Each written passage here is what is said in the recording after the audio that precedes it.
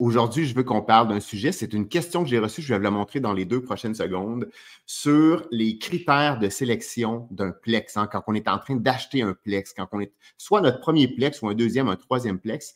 Donc, c'est une de mes clientes dans mon programme de formation qui m'a envoyé un petit message sur Messenger. Puis j'ai dit que j'allais lui répondre en lui faisant une capsule pour faire la synthèse un peu des critères de sélection d'un Plex. Donc, tout de suite, allons-y vers sa question. Donc, elle me demande, donc je regarde beaucoup d'annonces de Plex, mais je ne sais pas quels sont les critères de choix qui me feront décider ou qui me feront choisir ce qui me convient le mieux pour un premier investissement dans son cas.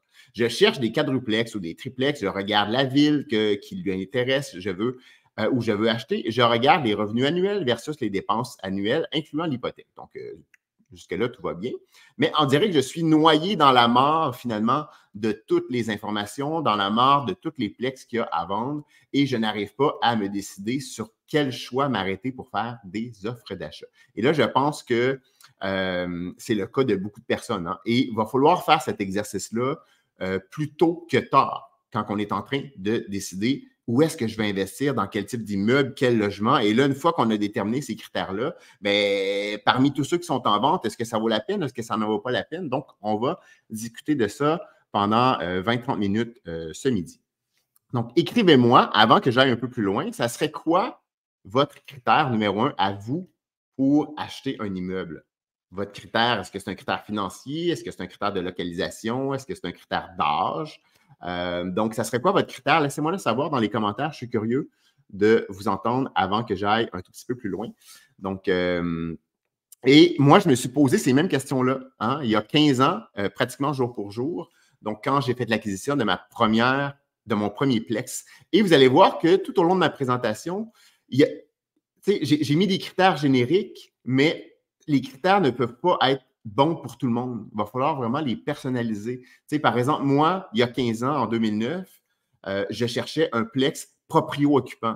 Bien, c'est sûr que j'avais des caractéristiques qui sont peut-être différentes de quelqu'un qui veut s'acheter un Plex uniquement dans un but d'investir. Pour faire un revenu alternatif, pour avoir un portefeuille immobilier. Ce n'est pas du tout la même vision qu'on va avoir. Hein. Moi, je cherchais avant tout une qualité de vie. À l'époque, je cherchais une localisation bien particulière, dans un quadrilatère bien particulier et avec des coûts mensuels bien particuliers. Donc, la personne qui n'est pas dans une situation de vouloir être proprio-occupant, mais peut-être qu'elle n'aura pas les mêmes critères de sélection que moi, j'avais à cette époque-là. Donc, n'hésitez pas à laisser en commentaire, ça serait quoi votre critère numéro 1? Là, il peut y en avoir plusieurs. Je serais juste curieux de voir, ça serait quoi, vous, un des critères que vous allez regarder avant de choisir si un Plex est intéressant ou pas. Donc, pour ceux qui ne me connaissent pas ou qui viennent d'arriver dans le groupe, d'abord, bienvenue à tout le monde. Vous êtes nombreux et nombreuses dans les dernières semaines là, à avoir rejoint le groupe L'Immobilier, un levier vers l'indépendance financière. Donc, mon nom est Steve Forget. J'aide les investisseurs immobiliers qui ont de la difficulté à se lancer, qui ont peur de se tromper, qui ont peur de perdre de l'argent, à faire leur première transaction ou à faire croître leur parc immobilier locatif. Puis, comme je dis, j'ai commencé il y a 15 ans avec l'achat d'un premier quadruplex et s'en est suivi une série de transactions, un autre 5plex, puis un 6plex, puis un 4plex, puis un 27 logements, notre plus gros. Donc, on arrive maintenant au bout de 15 ans avec un parc qui vaut quand même plusieurs millions de dollars, avec plusieurs millions d'actifs nets. C'est ça qui est l'important dans l'équation. On dépasse maintenant le 100 unités résidentielles et commerciales, donc principalement dans la région de Lanaudière et un tout petit peu à Montréal. Le premier critère que je vois Annie qui dit, le premier critère, c'est la localisation. Bien, j'ai pris ce premier critère-là également aujourd'hui. On le dit tout le temps en anglais, location, location, location, la localisation. Et là, comme je viens de dire dans mon préambule, ça va aller selon les choix personnels. Hein. Si moi, je viens de Joliette, bien, parce que je veux chercher à Joliette, est-ce que si vous êtes de Trois-Rivières, est-ce que c'est à Trois-Rivières? Ou si vous habitez à Outremont, mais vous êtes prêt à investir dans la ville de Québec, pourquoi pas? Okay, vous avez peut-être un réseau là-bas, vous avez peut-être une connaissance du marché là-bas, mais qu'est-ce qu'on va regarder dans l'emplacement? Donc, on veut évidemment, parce qu'avant d'acheter une bâtisse, on achète un terrain. Hein? La bâtisse, elle est sur un terrain. Puis si vous regardez la proportion de la valeur d'un immeuble, bien, il y a quand même une partie importante qui est sur la valeur du terrain. Donc, très, très important d'être bien localisé. Donc, est-ce qu'on est à proximité des services? Est-ce qu'on est à proximité des écoles, si c'est le cas, si on a des enfants, ou si on a une clientèle qu'on vise qui a des enfants? Ou si on vise une clientèle qui est de personnes âgées, mais peut-être que le côté école n'est pas du tout là. Donc, il faut d'abord, notre critère va aller aussi avec qu'est-ce qu'on vise comme clientèle type. Donc, est-ce qu'il y a des commerces de proximité? Est-ce qu'il y a des transports en commun ou des routes ou des autoroutes à proximité? Un autre que je n'ai pas marqué ici, mais ce serait, est-ce qu'il y a du stationnement à proximité? Dans plusieurs villes, c'est un enjeu, le stationnement. Donc, est-ce que je veux avoir un immeuble qui va avoir des stationnements pour mes locataires ou je m'en fous parce que j'achète au centre-ville, puis la majorité des locataires ou des candidats qui sont là n'ont pas d'auto de toute façon. Donc, ça va, moi, il y en a que je connais qui ne peuvent pas comprendre ça, que j'achète des immeubles sans stationnement. Même si j'ai aucune difficulté à louer, ben, eux, ils sont peut-être plus en périphérie des centres-villes, tandis que nous, on est en plein centre-ville. La qualité du quartier, hein, la sécurité du quartier. Et là, je donne souvent un exemple. Là, je n'aimerais pas la ville en particulier, mais des gens qui viennent de l'extérieur, qui vont venir investir dans une ville en particulier, parce que les chiffres des immeubles fonctionnent bien. Mais ces investisseurs-là ne connaissent pas le quartier en particulier, donc ils achètent des chiffres, ils achètent un fichier Excel finalement, ils vont faire l'inspection sur l'immeuble. Au niveau physique, tout va bien, mais les locataires potentiels de qualité ne sont pas intéressés à aller dans un quartier parce qu'il y a de l'insécurité, il y a de la prostitution, il y a des vols, il y a du crime, la police est toujours là. Donc, dans quel quartier? C'est quoi vos critères? Est-ce que c'est un quartier plus résidentiel que vous voulez? Est-ce que c'est un quartier plus pour les personnes âgées, pour les jeunes familles? Est-ce que c'est pour des étudiants étrangers? Donc, qu'est-ce que vous visez? Si on vise les étudiants étrangers, mais je vais vouloir probablement être à côté des transports en commun parce que la majorité n'auront pas de véhicules. Donc, ça va faire partie des décisions. Donc, là, je vous donne des pistes de réflexion, mais il va falloir que vous déterminiez, vous, qu'est-ce qui vous attire de votre côté. L'ambiance du quartier, hein, il y en a qui triplent, là, ambiance, petit café, etc. Mais si vous allez dans plein de villes ou dans plein de banlieues au Québec, à pied, on ne peut pas circuler pour aller prendre un petit café ou aller au dépanneur, là, ça prend une auto, là. Donc, moi, j'ai habité quelques années dans la ville de Repentigny. Aller au dépanneur à pied, bon, il faut vouloir prendre une bonne marche, hein.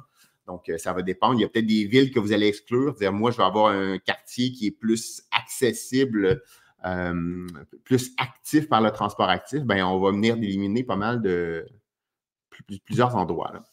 Le potentiel de croissance du quartier ou de la ville ou de la région et ou de la prise de valeur, parce que je les mets un peu les deux ensemble, là. Donc, ça a un lien avec la démographie, ça a un lien avec l'économie, du secteur également. Donc, dernièrement, avec un client, j'analysais un immeuble qui était situé dans une ville que je qualifierais dans le Grand Nord là, du Québec. Et il y avait eu une mine qui a fermé. Puis, maintenant, l'économie de cette ville-là était presque un champ de ruines. Les immeubles étaient vacants. Donc, oui, les chiffres pourraient être intéressants, mais qui va aller louer un appartement là s'il n'y a pas de travail? Ça ne fonctionne pas. Donc, il faut vraiment regarder aussi c'est quoi la perspective démographique. Là, partout au Québec, depuis à peu près quelques années, la tendance est vraiment inversée, même pour les régions éloignées, depuis la COVID, hein. Donc, jusqu'à la COVID, là, il y avait vraiment une tendance là, dans plusieurs régions à la baisse et on a vu une croissance de la population depuis ce temps-là. Est-ce que c'est comme ça pour plusieurs décennies? Pas certain. Donc, à un moment donné, là, le départ des baby boomers va finir par rattraper, je pense, l'économie de certaines régions. Donc, assurez-vous de bien choisir vos villes où il y a une croissance, où il y a des projets économiques qui ne résident pas uniquement auprès d'un employeur, hein. Donc, il y a des villes là, un peu partout au Québec et ailleurs toute l'économie de la ville est soutenue par un gros employeur. Qu'est-ce qui se passe si cet employeur-là quitte? Ça peut être assez dramatique. Donc, ça peut faire partie de nos critères également d'avoir une diversification économique dans notre région. Le rendement de l'immeuble également, c'est un deuxième critère et ou le prix d'achat, évidemment. Donc là, ici, je prendrais le cas d'un client qui me dirait, Steve, mais j'ai uniquement 50 000 de mise de fonds à investir. Bien, c'est sûr que, et je veux m'acheter un triplex ou un quadruplex, bien, on va être rapidement limité dans le prix d'achat qu'on est capable d'acheter, hein. Si on veut mettre 20 de mise de fonds, si on n'est pas propriétaire occupant, ou si on va mettre 5 ou 10 de mise de fonds si on est propriétaire occupant, mais ça vient tout de suite vous limiter dans dans ce que vous êtes capable d'acheter de ce côté-là. Donc, le prix d'achat peut être topé par rapport à cet élément-là. Donc, on va regarder d'autres éléments. Donc, le cash flow. Donc, souvent, bon, ça, c'est assez la base, là. Donc, les revenus moins les dépenses. Faites attention, on ne prend pas juste uniquement les dépenses qui sont annoncées dans la fiche du courtier. Hein. Il y a d'autres dépenses qui n'apparaissent pas. Tantôt, j'en analysais un. Les assurances n'y apparaissaient pas. Évidemment, tous les frais d'entretien, les frais d'administration, les vacances et mauvaises créances, ça n'apparaît pas généralement dans les fiches des courtiers. Pour les petits plex, là, ma présentation aujourd'hui, elle ne s'adresse pas pour les multi-logements. Là. Je parle davantage pour répondre à la question de ma cliente d'un petit plex. Donc, on veut quand même idéalement avoir un cash flow minimalement de 0, je vous dirais, hein, après avoir payé toutes les dépenses, incluant l'hypothèque. Idéalement, arriver à 0. Si on est capable d'avoir un petit cash flow positif, tant mieux. Je ne vous mentirai pas que dans la vaste majorité des cas, depuis quelques années, surtout avec les taux qui ont monté, quand on met le minimum de mise de fonds dans un petit plex présentement, l'équation ne fonctionne pas. Donc, on est en cash flow négatif. Donc, le critère que vous pourriez avoir, c'est jusqu'à combien je suis prêt à aller en cash flow négatif par mois, en sachant qu'il ne faut pas que ça soit éternel. Hein? Donc, il va falloir réfléchir avec d'autres éléments qui s'en viennent plus tard dans mes critères. Comment est-ce que je vais être capable de rattraper ça? Si on est déficitaire de 200 $ par mois pour un quadruplex, avec des taux d'intérêt qui sont présentement assez élevés, c'est peut-être pas la fin du monde. Si on est déficitaire de 1 200 $ par mois, là, c'est une autre paire de manches. Okay? Donc, mettez vos limites également en termes de prix d'achat et en termes de cash flow, soit positif ou négatif. On regarde les ratios. Donc, est-ce que vous avez des ratios en tête? Et là, j'en ai mis, hein, j'ai même mis le prix par porte, le fameux prix par porte. Oui, il y a encore des gens qui achètent comme ça. Est-ce que j'achète encore? Est-ce que je le regarde de mon côté? Certainement que je le regarde de mon côté. Le multiplicateur de revenus bruts, le multiplicateur de revenus nets. Donc, pour être capable de se comparer. Je n'ai pas pris des trucs de TGA, de machin, là. Ça ne s'adresse pas vraiment à des petits plex, là. Donc, quand on est en train d'acheter des petits plex, là, nos principaux compétiteurs, ce sont souvent des propriétaires occupants qui vont aller occuper un plex. Donc, quand on est purement un investisseur qui ne veut pas aller occuper l'immeuble, ben, on n'est pas en train de compétitionner sur un même raisonnement. Nous, on regarde une équation mathématique, puis eux, ils vont regarder un côté émotif, un côté plus localisation, un côté plus qualité de vie. Et eux, ce qu'ils vont faire quand on est proprio-occupant, ils vont comparer combien ça va me coûter habiter un plex par rapport à si je m'achète une maison ou un condo unifamilial. Une maison unifamiliale. Donc, est-ce que ça coûte moins cher à habiter dans le plex que dans la maison? Eux, c'est ça leur raisonnement la majorité du temps. Tandis que l'investisseur qui, lui, achète purement dans un but financier, il n'est pas dans la même logique mathématique. Mais il faut savoir que le prix de vente, généralement, et la compétition va être déterminée par rapport à ces gens-là qui veulent habiter leur plex proprio-occupant. Donc, il faut regarder ces facteurs-là, à combien ça s'est vendu dans le secteur, à quel multiplicateur de revenus net ça s'est vendu. Donc, si vous n'êtes pas capable de le faire, demandez à un courtier un courtier immobilier qui s'y connaît en investissement immobilier. Puis, moi, là, depuis mes débuts en 2009, je travaillais avec une courtière, puis elle nous arrivait et elle harmonisait, parce qu'on n'a pas toujours accès aux dépenses réelles des autres immeubles qui se sont vendus dernièrement là, ou qui sont en vente dernièrement. Et on faisait des petits calculs, puis on faisait toutes sortes de comparaisons pour arriver pour dire, bien, dans le secteur, voici les prix auxquels ça s'est vendu dans les derniers 6 mois, dans les derniers 12 mois, par rapport au multiplicateur de revenus nets, par exemple. Et donc, vous pourriez déterminer, parce que vous connaissez très bien votre emplacement, votre géolocalisation, pour dire, bien, dans notre secteur, nous, ça se vend à des ratios de 16 ou 17 ou 18 fois les revenus nets. Ben, déterminez-vous, c'est quoi votre limite. Okay, donc là, je suis très, très vague aujourd'hui. C'est sûr qu'il pourrait avoir d'autres facteurs parce que le MRN, on est capable de le modifier dans le temps quand on fait des améliorations locatives, des ajustements aux dépenses, des ajustements aux revenus également. Ça, c'est une erreur que je vois beaucoup. Les gens qui vont acheter parce que les chiffres fonctionnent, parce que l'immeuble est bien situé, mais qui vont, bien, je l'ai déjà fait cette erreur-là, acheter un immeuble et complètement sous-estimer les travaux majeurs qu'il y a à effectuer. Alors là, je parle d'un 6 logements qu'on a acheté, ça fait quand même plusieurs années. Hey, c'était notre 1, 2. Je pense que c'était notre 3e transaction. Okay, on n'avait pas beaucoup d'expérience derrière la cravate et on a, mais complètement sous-estimé. Il fallait changer le toit, il fallait changer, toutes les fenêtres étaient finies. Fallait refaire toutes les salles de bain, l'électricité, tous les chauffe-eau étaient à faire, les balcons étaient à changer, tout l'intérieur de la cage commune était à changer, les cuisines étaient finies. Il y avait des logements qui étaient complètement insalubres, il fallait tout stripper, enlever les vieux tapis. Mais écoute, on n'avait complètement pas calculé ça dans notre prix d'achat, donc ça nous a fait mal là, pendant des années. Hein. Donc, c'est quoi la limite de travaux que vous êtes prêts à accepter? Donc, est-ce que vous êtes prêt à accepter un immeuble que vous allez devoir pieuter? Peut-être que c'est un bon deal. Hein? Ce n'est pas parce que l'immeuble va être pieuté que ce n'est pas un bon deal. Un de mes meilleurs immeubles, moi, je l'ai fait pieuter. Il était partiellement pieuté, puis j'ai continué à le faire par après. Donc, c'est sûr qu'il ne faut peut-être pas payer le plein prix par rapport à un immeuble similaire qui aurait été vendu, qui est complètement pieuté. Donc, qu'est-ce qu'on est prêt à accepter comme travaux majeurs également, et surtout en termes de coûts? Hein? Parce que ces travaux majeurs-là, s'il faut les faire rapidement, dans l'année ou dans l'année et demie suivant notre achat, on peut être en grande difficulté financière. Là. Donc, il va falloir avoir un plan également sur combien de temps est-ce qu'on va être capable d'étaler ces travaux majeurs-là. On ne peut pas vraiment acheter à un prix très important avec une petite mise de fonds puis devoir injecter 150 000 en travaux dans un plex. Il va falloir que l'argent vienne dans quelque part à un moment donné. Le prix des comparables similaires vendus récemment. Donc, faites sortir ça par un courtier immobilier.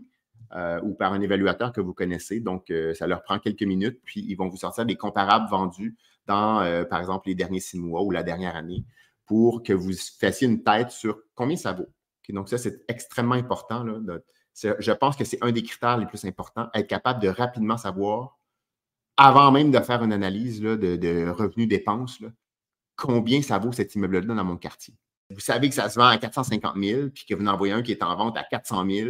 Bon, là, il faut faire le reste de nos analyses, mais rapidement, on n'est pas, ils n'ont pas exagéré ici, on est à l'intérieur d'une fourchette qui est raisonnable. Donc, faites-le sortir 1 à 2 fois par année, ces listings-là vendus, et les courtiers vont vous envoyer une liste en PDF et vous êtes capable de passer à travers. On voit les revenus, les dépenses, les photos, le prix affiché, le prix vendu. Donc, demandez ce qui vous sorte la fiche détaillée, le listing détaillé en PDF. Petite pause publicitaire. Donc, si jamais vous êtes intéressé à recevoir ma masterclass que j'ai intitulée « Comment les investisseurs immobiliers parviennent à devenir millionnaires avec l'achat de seulement 3 immeubles sur une période de 10 ans », vous avez juste à marquer en commentaire le mot « masterclass » et je vais vous envoyer le lien pour que le système vous l'envoie automatiquement. Et si vous êtes intéressé à travailler avec moi pour que je puisse vous accompagner dans vos projets immobiliers, que je sois votre coach ou votre accompagnateur, ça va me faire plaisir d'en discuter dans un appel que j'ai appelé l'appel Liberté avec l'immobilier. C'est un appel tout à fait gratuit. On jase pendant, c'est censé être 45 minutes, mais j'ai bien de la misère à me contrôler sur mon temps. Donc, je dirais une bonne heure qu'on passe ensemble à parler de tes projets, de tes objectifs et à voir si on est un bon fit pour que je puisse t'accompagner dans ta démarche. Donc, évidemment, cet appel-là, je veux que tu sois prêt à investir en immobilier présentement. Je ne veux pas que ce soit un projet pour dans 5 ans. Donc, quand les gens viennent avec moi dans mon programme d'accompagnement, je veux qu'ils soient prêts à passer à l'action rapidement. Sinon, ma plus-value en accompagnement, elle ne sert à rien si votre projet est pour être dans 5 ans. Donc, si vous êtes prêts à passer à l'action rapidement, marquez le mot « appel » dans les commentaires. Je vais vous envoyer le lien. Vous allez avoir accès à mon calendrier. Puis, on se book un petit appel Liberté avec l'immobilier. Évidemment, les conditions du bâtiment. Et là, j'ai quelqu'un en tête pour faire cet exemple-là. Quelqu'un qui m'appelle, ça fait à peu près 2 semaines, puis il est ultra angoissé par des vieux bâtiments. Il a peur des travaux. Il voulait acheter un plex dans le coin de Longueuil et tout ce qu'il trouve de vieux plex, la luminosité intérieure ne lui convient pas. Il me dit, ouais, mais c'est tout, tu sais, 1950, 1960, 1970, des pièces qui sont un peu toutes fermées, c'est pas à air ouverte. Moi, je veux avoir à air ouverte, c'était pour être proprio-occupant. Et je disais, oui, mais c'est typique de ces années-là. Donc, à moins de trouver un immeuble déjà rénové ou un logement principal déjà rénové, je dis ça s'ajuste après coup. Est-ce que vous êtes prête à vous embarquer dans des travaux comme ça? C'est pas obligé d'être à moyen terme, c'est pas obligé d'être à court terme, mais à moyen terme, donc de reconfigurer des appartements pour les rendre plus modernes à air ouverte. Ou est-ce que vous voulez que dès l'achat, tout soit déjà fait? Donc là, il va falloir aller dans des plex déjà rénovés ou dans des plex, c'était je veux pas identifier la personne, je reste vague un peu, mais je disais, écoute, je t'écoute parler, ça fait 45 minutes, puis clairement, pour toi, l'achat d'un Plex usagé, moi, je mettrais une barre là-dessus, là, j'irais dans les Plex très, très récents qui ont été construits dans les 10 dernières années, parce que ces critères, c'était tout le temps c'est dégueulasse, c'est sale, ça ne me convient pas, puis je ne peux pas m'imaginer vivre là-dedans. La personne était très, très fermée au fait de devoir repositionner, en fait, l'immeuble en termes de travaux. Donc, si ce n'est pas pour vous des vieux Plex, ben restez dans des Plex plus récents. Oui, des Plex plus récents, oui, ils sont plus chers. Donc, ça vient vous limiter ce que vous êtes capable d'acheter. Mais dites-vous qu'un vieux Plex, là, que toute la plomberie est à refaire, l'électricité est à refaire, les fenêtres sont à changer, le toit est à changer, il faut refaire les appartements. Globalement, on va investir des dizaines ou des centaines de milliers de dollars pour remettre l'immeuble et le retaper. Donc, au bout du compte, le coût total peut revenir le même. C'est juste que la facilité d'achat d'un vieux Plex, souvent, elle est plus facile quand on débute avec une mise de fonds qui est plus basse. L'inconvénient, c'est qu'on va devoir se taper pendant des années des travaux pour remettre aux normes ces immeubles-là. Et j'ai marqué le mot, la dernière ligne, j'ai dit ça a un lien avec le coût d'entretien et avec le coût des assurances. Nous, on vit quelque chose là, présentement, c'est la première fois que ça nous arrive. Une compagnie d'assurance que je ne nommerai pas, mais très, très connue, une des plus connues au Québec, qui nous a annoncé qu'ils vont cesser d'assurer les Plex de plus de 70 ans, qui n'auront pas été rénovés de façon substantielle. Et ça veut dire que cette compagnie d'assurance-là va se retirer du marché des vieux Plex et il va y avoir moins de compétition. Donc, le coût des assurances peut être plus vieux. Donc, les vieux Plex, hier, j'en analysais un qui est construction 1900. Faut que je sache qu'à court terme ou à moyen terme, ça va être plus difficile de les assurer. Probablement, ça va me coûter plus cher. Ce n'est pas dramatique, surtout dans du locatif, parce qu'on refile les augmentations d'assurance à nos locataires, mais jusqu'à temps qu'on atteigne le plafond de ce que les locataires sont capables de payer comme loyer également. Donc, ça peut, l'âge du bâtiment là, est-ce que vous êtes à l'aise avec des fondations en moellon? Tu sais, les grosses pierres là, bétonnées qu'on voit là, dans certains vieux quartiers. Il faut faire de l'entretien, les compagnies d'assurance n'aiment pas ça, les banques n'aiment pas tout le temps ça. Donc, moi, ça ne me fait pas trop peur. J'ai un immeuble 1850. J'imagine qu'il va passer à la trappe côté assurance, mais il va falloir changer d'assurance. Mais quelqu'un qui me posait à se me passer, Steve, est-ce que tu achèterais un immeuble avec des blocs de béton comme fondation? Et la majorité des gens vont dire, moi, je ne veux rien savoir de ça. Et lui, son inspecteur lui a dit, tu pars en courant, tu ne veux rien savoir de ça. Ça dépend. Ça dépend du sol, ça dépend est-ce que le sol bouge, est-ce que c'est solide, est-ce que ça fait 50 ans et c'est toujours bien droit puis il n'y a rien qui a bougé, est-ce qu'il y a des problèmes dans la région par rapport à ça? Moi, j'en ai un immeuble qui est sur des blocs de béton puis il est droit comme du roc, il n'y a rien qui a bougé, il est construit sur du roc d'ailleurs. Il n'y a aucun problème de ce côté-là. Donc, ça dépend. Ça dépend de ce que vous êtes capable de tolérer par rapport à ces risques-là. Bien comprendre le marché locatif également dans notre secteur. Donc, est-ce qu'on veut être dans un marché qui est en pleine croissance, un marché qui est mature, c'est-à-dire que au niveau de l'immigration, là, dans une région où j'en parlais un peu tantôt, mais il n'y a plus trop, les arrivées et les départs sont à peu près stables, il n'y a pas trop de croissance de la démographie. On a des quartiers qui sont en décroissance ou des villes qui sont en décroissance. Donc, qu'est-ce qu'on vise comme marché locatif également? Là, on est pas mal dans une belle période un peu partout sur le territoire parce qu'il manque de logements partout pour le moment. On verra dans les quelques années si ça va être le cas. Mais faites attention parce que même à l'intérieur des villes, et là, je parle un peu pré-COVID parce que la situation qu'on vit est comme extraordinaire présentement là, depuis 4 ans. Où les taux d'inoccupation sont très, très bas. Mais dites-vous que sur 15 ans, moi, j'ai vu des taux d'inoccupation qui partaient en montant. Là, on les a vus qui sont partis à la baisse, mais dites-vous que ça peut changer également. Là. J'ai vu des quartiers parfois où la ville se porte bien au niveau de taux de location, taux de vacances, mais il y a une rue ou un quartier en particulier où le taux de vacances est beaucoup plus haut, où le taux de rotation des locataires est beaucoup plus haut. Pourquoi? Par rapport à certains critères que j'ai parlé de sécurité, entre autres, de qualité de vie du quartier, de criminalité du quartier. Donc, faites attention à ce qui est donné comme statistique globale pour la ville. Des fois, au niveau très, très local d'une rue à l'autre, ça peut changer.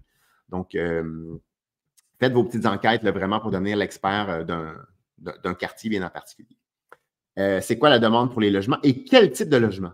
Donc, il y a des villes parfois où, moi, j'ai une ville à côté de chez moi, là, Joliette, ça s'appelle Saint-Charles-Borromée, puis il y a une arrivée assez importante depuis une quinzaine d'années de personnes âgées. Donc, de tous les gens de toute la région là, de la Naudière et même d'ailleurs, les gens vont vendre leur maison et s'en viennent vivre dans des grands appartements récents, neufs, à Saint-Charles-Borromée. Donc, c'est une clientèle ciblée. Il y a eu énormément de constructeurs, mais tu sais, à Saint-Charles-Borromée, oui, il y a des familles, mais la majorité des gens construisent, puis la clientèle visée va être des personnes âgées qui vendent leur maison également. Donc, à qui on s'adresse et c'est quoi la demande dans le secteur? Donc, moi, en plein centre-ville de Joliette, je ne suis pas certain que j'irais construire des 5,5. Tu sais, si j'avais à construire un bâtiment neuf, là, c'est qui la clientèle qui est dans ce secteur-là. Donc, encore là, il faut vraiment savoir qui habite dans quel type d'immeuble. Donc, des jeunes familles ne s'installent pas vraiment en plein centre-ville. Il n'y a pas vraiment de logement adapté pour eux de toute façon. C'est surtout des petits logements, c'est des logements qui sont un peu plus vieux, ça change, là. Mais donc, c'est quoi la demande dans le secteur? Et ça, on peut faire des tests également. Donc, j'en parle dans certaines de mes capsules de temps en temps. Quand on veut faire des tests, donc nous, on est en train là, de travailler avec un architecte pour construire un bâtiment de 14 unités flambant neuf.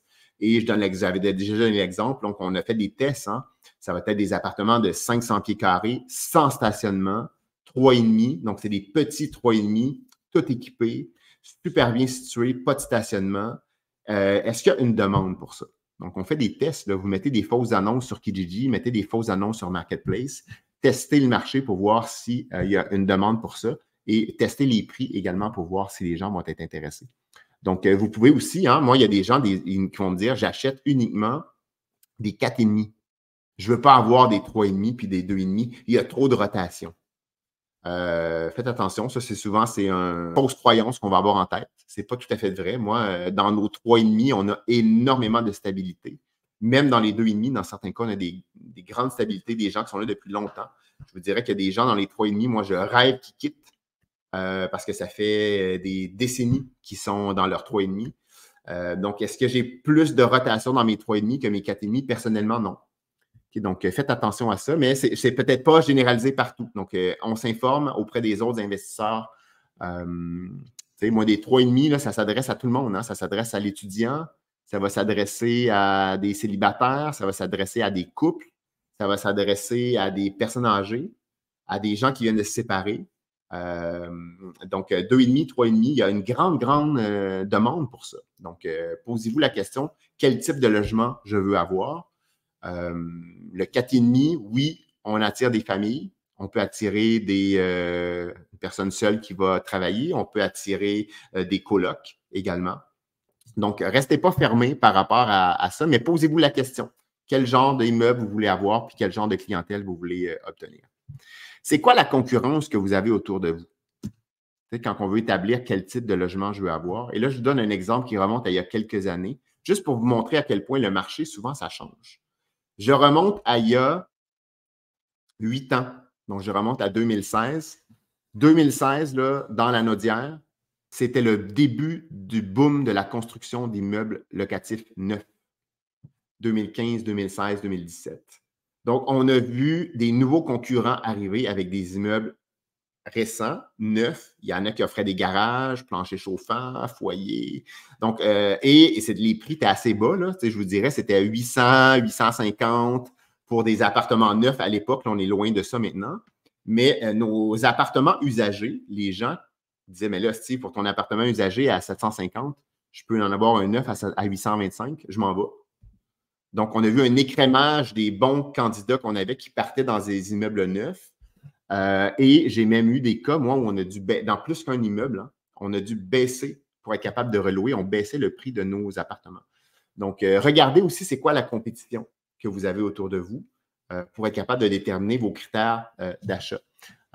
C'est sûr que s'il y a un gros boom de construction neuve à des prix raisonnables pour les locataires, puis que les gens vont vouloir s'en aller vers ça, mais dites-vous que vous allez peut-être avoir plus de difficultés à louer vos vieux logements à des prix élevés. Là, ça, c'est peut-être moins vrai parce qu'on a une grande pénurie maintenant, mais un jour, cette pénurie-là, elle va se résoudre. Il faut rester, il faut regarder les fondamentaux et pas juste regarder le débalancement qu'on a présentement dans le marché. Le potentiel de prise de valeur de l'immeuble, évidemment. Donc, qu'est-ce que vous recherchez comme potentiel? Il y en a qui veulent juste acheter un plex, gérer le plex tel quel, pas de travaux majeurs, dire moi, je veux stable. Je parlais à quelqu'un la semaine passée qui disait moi, quand j'achète un plex, je veux garder les locataires-là en place, je veux qu'il y ait une certaine stabilité. C'était ses critères. Il n'est pas à l'aise de négocier des cash for keys, une rotation locataire. C'est tout à fait correct. C'est ses critères à lui. Il y en a d'autres qui vont vouloir avoir ce même type d'immeuble-là, mais vouloir avoir une rotation rapide de locataires pour créer la valeur, augmenter les loyers, faire des travaux. Donc, qu'est-ce que vous cherchez comme type d'immeuble? C'est quoi vos critères d'achat pour repositionner cet immeuble-là? Est-ce que c'est juste dire c'est un investissement que j'ai fait, puis je le gère, moi, je suis à l'aise de garder mes locataires, même si j'arrive avec un petit cash flow négatif, puis quand ils quitteront dans quelques années, ou vous êtes plus en type, moi, je cherche des projets d'optimisation, de création forcée de valeur, d'ajout de logement, d'entrée des nouveaux services pour augmenter les tarifs. Dans exactement 1 heure, on s'en va rencontrer quelqu'un en efficacité énergétique de notre côté qui vient nous faire une évaluation pour abaisser entre 11 et 15 000 nos coûts de chauffage dans un immeuble. C'est pas rien. Donc, quand on parle de prise de valeur, là, dans notre cas, c'est un très gros immeuble. Si j'abaisse de 10-15 000 les dépenses, ben, la valeur de mon immeuble va exploser. C'est peut-être moins le cas mathématiquement dans un petit plex. Là, dans l'exemple que je viens de donner, c'est dans un immeuble de plus grande envergure. Donc, il y a des éléments qu'on peut faire, même dans les petits plex, pour augmenter cette valeur-là. Hein. Donc, on met l'Internet, on peut mettre des thermopompes, on peut rénover certains appartements. Et dès que les locataires vont changer, on peut reconfigurer l'intérieur des appartements, on subdiviser des grands appartements pour en faire 2 plus petits appartements. Et la location au prix carré va nous rapporter plus d'argent, donc, etc. Et un autre point, c'est quoi la facilité de financement de l'immeuble que vous voulez acheter? Tu sais, dans nos critères. Donc, hier ou avant-hier? Hier, j'étais en train de regarder des immeubles à Montréal parce que je regarde encore des immeubles à Montréal, même si ça fait longtemps qu'on n'a pas acheté là. J'aimerais bien racheter encore dans Ville-Marie, l'est de Ville-Marie, où on a des immeubles. Et on gère un immeuble à proximité qui ne nous appartient pas, dans Hochelaga Maisonneuve, et qui appartient à un de nos amis. Et je vois l'immeuble à côté, juste à côté, du sien, qui est en vente. Donc, lui, il a un 5 logements. Et l'immeuble à côté, c'est un 4 logements. Et c'est assez difficile à financer présentement. Les revenus ne sont pas assez hauts pour un 4 logements. Mais s'il les prend les deux ensemble et qu'il les finance ensemble comme un 9 logements, avec le programme APH Select, par exemple, ben là, comme il y a des très, très bons revenus sur son premier immeuble, puis qu'on est capable de peut-être aller financer à 80-90% sur 40 ans en les combinant ensemble, mais peut-être que là, c'est un critère peut-être qu'il est plus intéressé dans les quadruplex, sauf pour des immeubles voisins. Moi, j'ai exactement le même cas. Hein? La journée où mes voisins de d'autres immeubles deviennent en vente, peut-être qu'individuellement, l'immeuble ne m'intéresse pas, mais comme il est voisin de mes autres immeubles, je vais être capable de les financer ensemble. Et maintenant, ça fonctionne dans mes critères d'achat parce que la mise de fonds va être beaucoup moins importante parce que je vais me qualifier pour un financement avec le programme de la SCHL qu'on appelle APH Select. C'est-à-dire qu'on est capable de dire, je prends un immeuble de 4 appartements et le voisin devient en vente avec un autre immeuble de 4 appartements. Les deux ensemble, ça fait 8. Donc, on se qualifie maintenant pour le programme APH parce que c'est minimum 5 appartements. Donc, on est capable de les financer de cette façon-là et ça peut vraiment faciliter notre financement. Donc, à regarder également dans nos critères de décision. Est-ce qu'il y a des risques également auxquels je ne suis pas prêt à m'embarquer? Et là, derrière le mot risque, là, généralement, il y a 2 éléments. Là. Il y a le mot menace et il y a le mot opportunité. Hein. C'est la même. Risque, ce n'est pas toujours un aspect négatif, ça peut être un aspect positif également. Bien que 99% du temps, on parle des impacts négatifs. Là. Donc, est-ce qu'il y a des éléments qui font que ça va être plus difficile à louer? Est-ce qu'il y a une usine bruyante à côté de l'immeuble? Là, ça peut avoir un lien avec l'emplacement. Est-ce que à cause de la clientèle type ou de la réputation de l'immeuble également? Et puis, une réputation qui peut être traînée, j'ai un exemple en tête, pendant des décennies sur un immeuble de mauvaise gestion ou de mauvais locataires ou de dealers de drogue ou de piquerie. C'est peut-être plus le cas, mais la réputation peut encore être là. Ça se change, ça se travaille avec le temps. Mais pensez-y, est-ce qu'il y a des facteurs qui font que ça va être plus difficile de louer les appartements? Est-ce que le type de logement et la qualité de l'immeuble font que je vais attirer une clientèle qui ne va pas rester longtemps? Donc, des fois, ça peut être bien une rotation de locataires parce qu'on ajuste le prix de nos logements, mais à un moment donné, notre taux de vacances moyen finit par augmenter et ça impacte nos finances. Donc, qu'est-ce qui pourrait vous affecter? Est-ce que vous êtes à côté d'un cimetière, puis il y a des locataires qui ne sont pas intéressés à vouloir vivre à côté du cimetière, par exemple? Est-ce qu'il pourrait y avoir une évolution de la législation? J'ai marqué ça. Ça, c'est davantage une opportunité, là, donc un risque positif. Par exemple, vous achetez un immeuble et vous êtes au courant que la ville est en train de changer son zonage et que là où vous avez un quadruplex avec un grand terrain, bien, la législation va vous permettre maintenant d'aller jusqu'à 12 logements. Donc, est-ce qu'il y a un élément qui pourrait arriver qui va vous permettre de saisir une opportunité d'ajouter des logements, par exemple? Est-ce qu'il va y avoir des travaux d'infrastructure urbaine à venir dans votre secteur? Donc, on pourrait s'informer auprès de la ville, auprès des urbanistes, auprès des travaux publics pour voir qu'est-ce qui s'en vient dans un secteur donné. Est-ce que je vais devoir refaire toutes mes canalisations? Est-ce qu'ils vont refaire toute la rue? La rue va être fermée pendant 1 an, puis je vais perdre mes locataires commerciaux. Ça serait peut-être pour un semi-commercial, par exemple, ici. Est-ce que ça va vraiment nuire à la qualité de vie? Est-ce que je vais devoir, souvent quand les villes vont refaire les rues, c'est arrivé nous l'année passée, ils ont refait une partie de la rue Frontenac à Montréal, puis il fallait faire nos changements les entrées d'eau. Bon, mais c'était, je ne me rappelle pas, 7 000 $ que ça coûtait.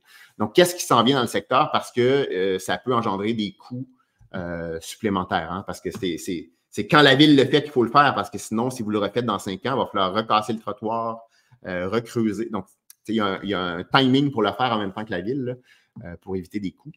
Il faut le savoir. Donc, ça peut être une opportunité de sauver des coûts plus tard, mais ça peut être un coût que vous n'avez peut-être pas prévu également présentement. Généralement, on ne le sait pas lorsqu'on fait un achat.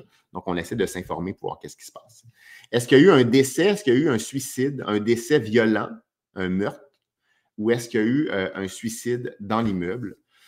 Là, ça, c'est davantage pour les maisons, les condos, les chalets dans lesquels nous, on va aller habiter. Dans les immeubles locatifs, on n'a pas à divulguer aux locataires qu'il y a eu un suicide ou un meurtre. Ça peut être bien de leur dire et de leur divulguer, mais on n'a pas l'obligation de le faire. Mais on a l'obligation de le dire quand on vend un immeuble. Donc, et il y a des acheteurs qui ne seront pas intéressés. Moi, dans 2 de mes immeubles, je l'ai appris après coup par la bande. Donc, que quelqu'un s'était pendu ici, quelqu'un s'était pendu là. J'aurais aimé ça le savoir avant. Est-ce que j'aurais acheté quand même? Dans mon cas, moi, oui. Tu sais, avec les décennies qui passent, une année, on en revient. Là. Mais ce n'est pas tout le monde qui est à l'aise avec ça. Donc, est-ce que vous êtes à l'aise ou pas? Alors, moi, j'ai déjà failli acheter une maison à Repentigny. On a failli faire une proposition d'achat.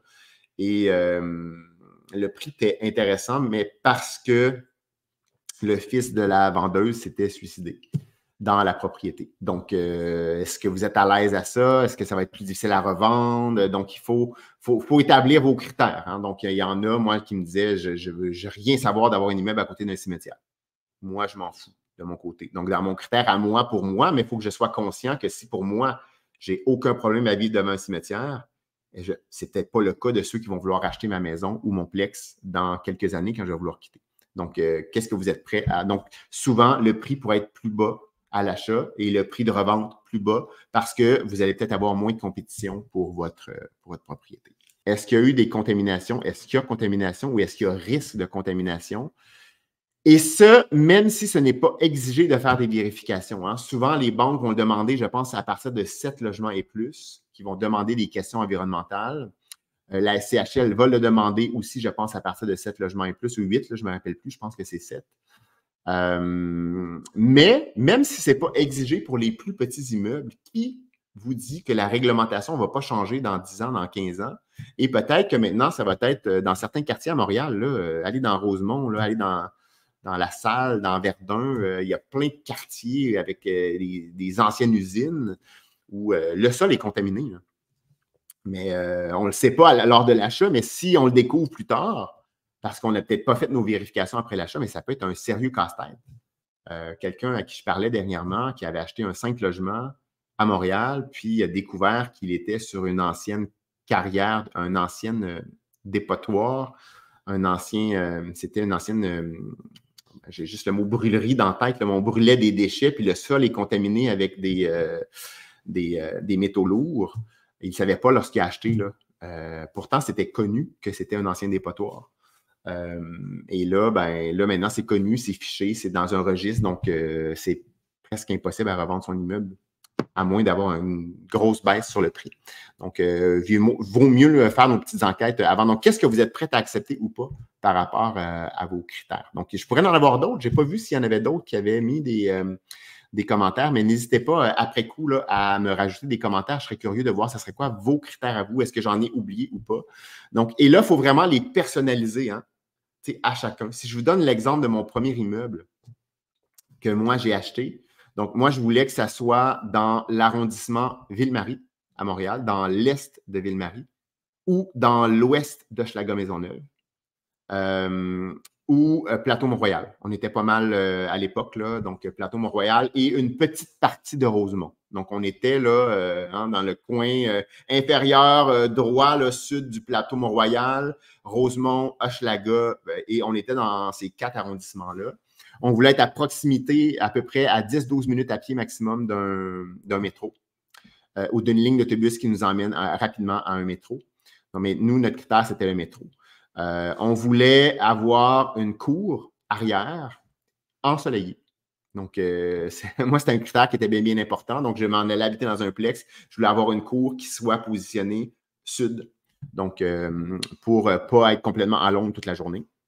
Je voulais que mon coût mensuel de détention, pour que moi, ça allait me coûter pour habiter le logement principal, je voulais que ça soit égal ou inférieur à ce qui m'en coûtait pour habiter dans un condo. Donc, à l'époque, ce n'était pas très cher, on n'avait pas une grosse dette, là.